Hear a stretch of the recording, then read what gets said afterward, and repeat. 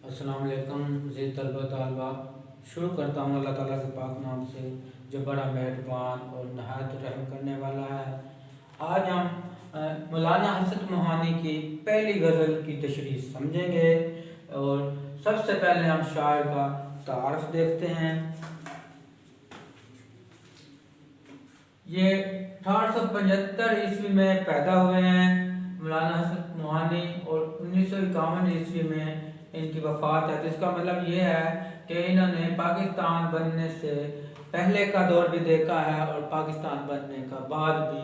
तो बरसगीर पाक व हिंद के हालात से ये वाक़फ़ियत रखते थे। इनका असल नाम सैयद फजलुल हसन है और रईसुल मुतग़ज़्ज़लीन कहा जाता है। इन्होंने उर्दू गज़ल में एक नई जिद्दत पैदा की, एक नई रूह फूंक दी अपने नए मज़ामीन की वजह से और शेर व सफ़न से ख़ास तौर पे इनको दिलचस्पी है। अमीरुल्लाह खान तस्लीम लखनऊ के ये उनके शागिर्द हैं। बगावत, कैद और फिर बामशक्कत इन पर हुकूमत की तरफ से भी मुकदमात किए गए और कैद भी इनको झेलना पड़े। कैद बामशक्कत में इनको सवा मन गेहूँ गंदम पीसने की जो है वो मशक्कत इन पर जारी की गई थी। और फिर वही उन्होंने ये अपना मशहूर ज़माना शेर कहा है, मशक़े सुखन जारी चक्की की मशक्कत भी। एक तुरफ़ा तमाशा है हसरत की तबीयत भी, जो बहुत ज़्यादा मशहूर भी हुआ है। इसके अलावा इंडियन पार्लियामेंट के ये मेंबर भी रहे हैं। तारीख़ खिलाफत में भी इन्होंने बढ़ चढ़ कर जो है कारकर्दगी दिखाई। इनकी अहम तसानीफ़ में जो इनकी मशहूर किताबें हैं, शरह दीवान गालिब, निकात सुखन और दीवान हसरत। अब हम कलाम की खसूसियात के बारे में समझते हैं। दाखिली और खारजी दुख दोनों इनकी शायरी में पाए जाते हैं और बड़े सगीर के हालात से मुतल्लिक़ सियासी मौज़ूआत को अपनी गज़ल का हिस्सा बनाते हैं। गज़ल में सियासी मौज़ूआत भी पाए जाते हैं। दिल सोजी और दर्दमंदी भी नुमायाँ है इनकी शायरी में। उदासी और महरूमी से मुतल्लिक़ मज़ामीन और क्लासिकी रंग है इनकी शायरी के अंदर। हसरत ने गज़ल को नई जिंदगी का पहला शेर समझते हैं। बुलाता लाख हूँ लेकिन बराबर याद आते हैं, इलाही तर्के उल्फत पर वो क्यों कर याद आते हैं। बराबर याद आते हैं मसलसल, तर्के उल्फत, उल्फत का तर्क कर देना, मोहब्बत को छोड़ देना। अब हम इसका नस्ली मफ़हूम समझते हैं। ऐ अल्लाह मैं महबूब को बुलाना चाहता हूँ लेकिन ऐसा करने में कामयाबी नहीं मिलती।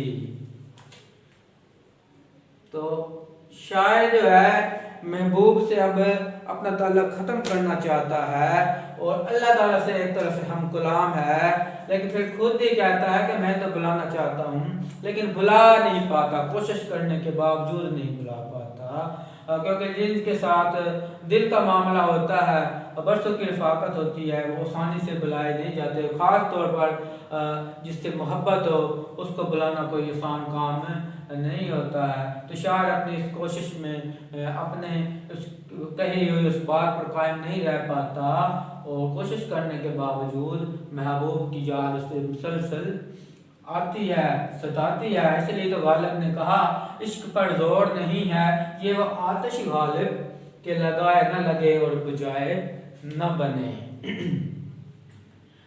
एक और शेर देखें हवाले का। सर में सौदा भी नहीं, दिल में तमन्ना भी नहीं, लेकिन इस तरह के मोहब्बत का भरोसा भी नहीं। तो इंसान चाहने के बावजूद भी मोहब्बत को तर्क नहीं कर सकता। इसकी एक तशरीह इस तरह भी हम कर सकते हैं, क्योंकि महबूब जो है ये अपने आशिक को सताता है, बेपरवाही करता है, बेरुखी करता है और उस पर मनाने के बावजूद वो जो है बेरुखी बरतता है और उसकी बात नहीं मानता और उसके हर बात पे जो है उल्टा उसे ताने देता है। ज़माने की तरफ से भी ताने मिलते हैं और रकीब के साथ भी अपने मरासम बढ़ा लेना, ये चीज़ भी ख़ास तौर पर उर्दू गज़ल में जो है बात पाई हुई है। तो ये सारी चीज़ें जो है काशिफ को बहुत ज़्यादा परेशान करती हैं, जिसकी वजह से वो आखिर ये ارادہ کر لیتا ہے کہ اب محبوب کو بلا دیا جائے۔ وہ کوشش تو کرتا ہے لیکن اس میں کامیابی نہیں ملتی۔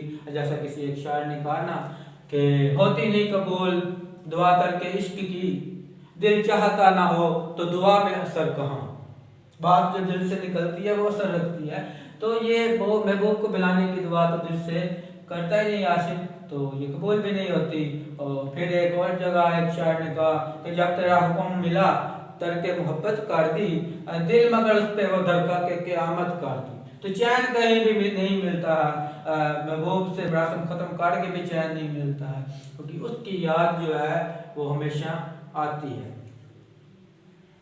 اب شاعر کی جو زبان ہے وہ تو ساتھ دے رہی ہے، وہ تو اپنی زبان سے الفاظ کہہ رہا ہے کہ میں بلانا چاہتا ہوں، لیکن دل محبوب پر فریفتہ ہے، فدا ہے، جس کی وجہ سے وہ کامیاب نہیں ہوتا ہے۔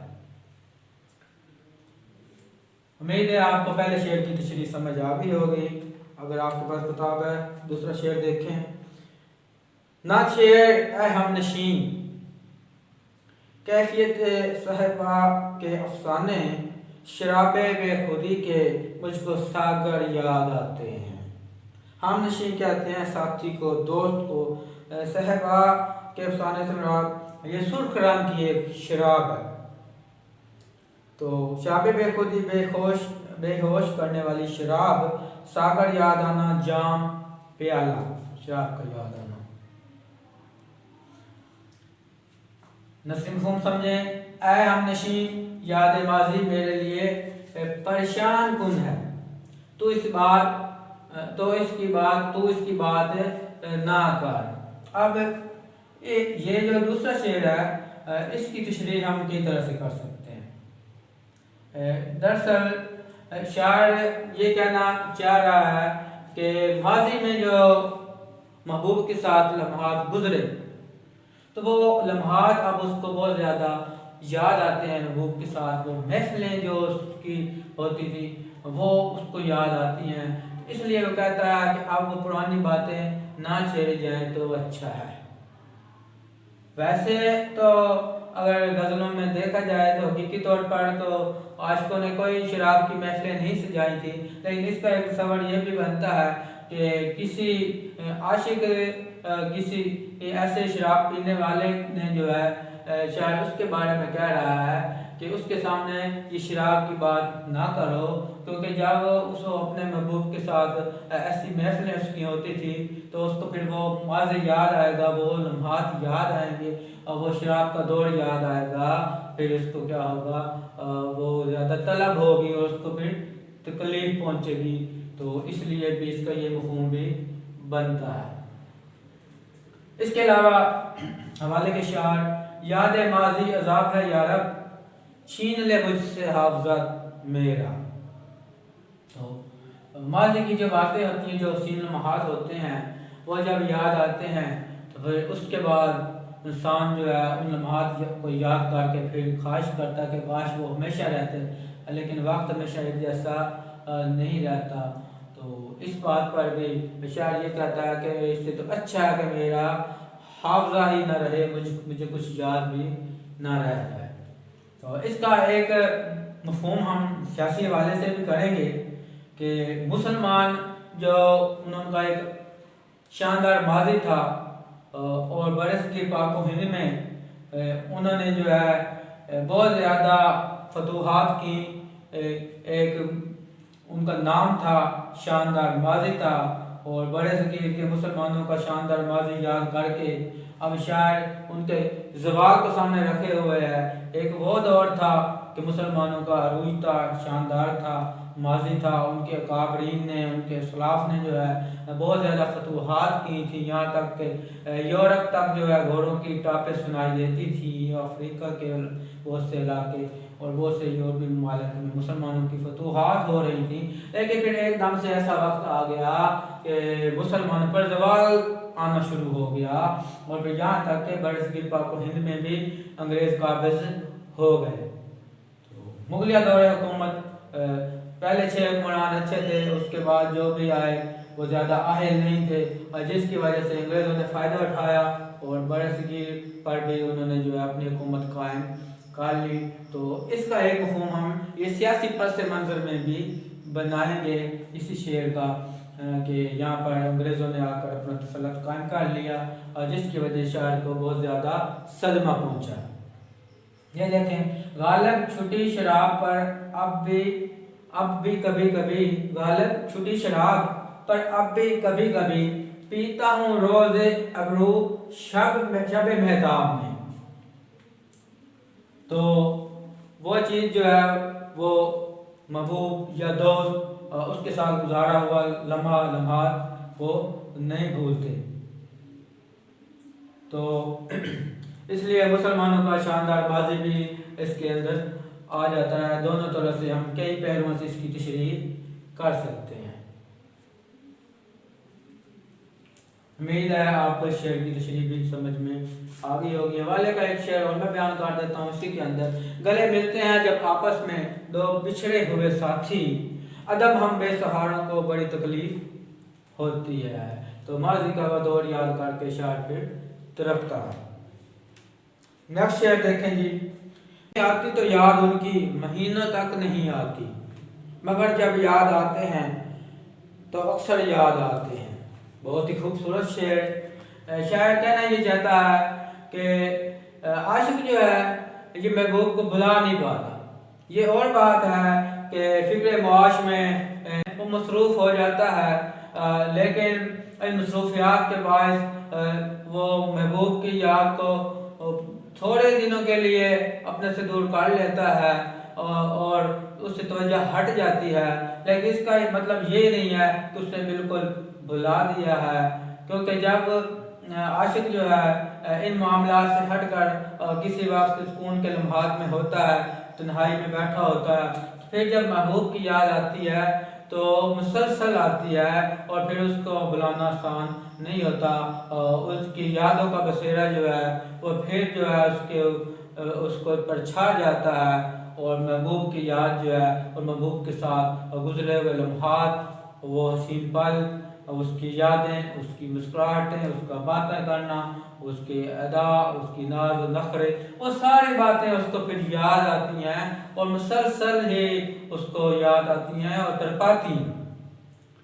اور محبوب کی تو عاشق کی سب سے بڑی خواہش محبوب کا وصال ہوتا ہے، لیکن وہ تو ہو نہیں پاتا. لیکن جدائی میں پھر اس کی یادیں ہوتی ہیں اور انہی یادوں کے سہارے ہی ایک عاشق جو ہے وہ زندگی گزارتا ہے. تو پھر اس لیے شاعر نے کہا کہ مجھے محبوب کی یاد بہت زیادہ ستاتی ہے.